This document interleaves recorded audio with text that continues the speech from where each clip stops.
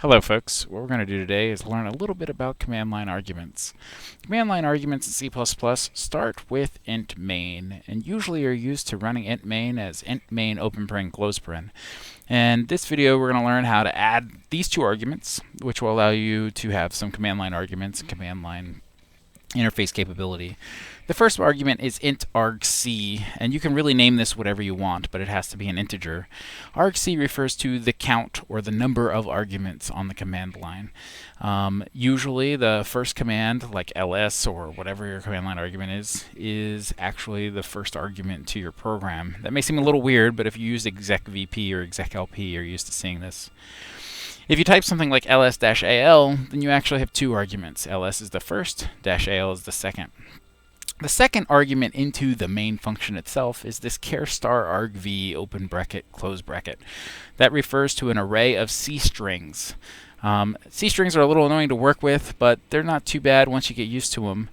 It's mostly important to realize that this char star argv is an array of C strings, and the first argument, the first C string, is actually the first command line argument, and that starts at index 0 like normal for arrays in C++. What I'm doing here in this code is first I'm checking to see if the number of arguments is larger than 1. If it is, that means the user gave us an option or a parameter.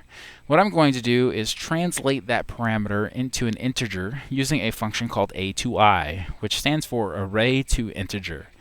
Now I'm passing the first argument to the program, which is at index 1. So for example, the user might type /my_program, in this case shimcreate, /shimcreate, space, and then some number. And that number is passed as a C string to the function, but I'm translating it into an integer so that I can use it for whatever my code is going to do with this delete shim integer. I'll leave it to you to guess. And so a2i can be a useful function for translating arguments into integers. I've also run a loop where I just print out all of the C strings. I'm doing this in C, not C++. I'm printing out all the C strings to the screen here by just walking through the number of arguments so you can see it.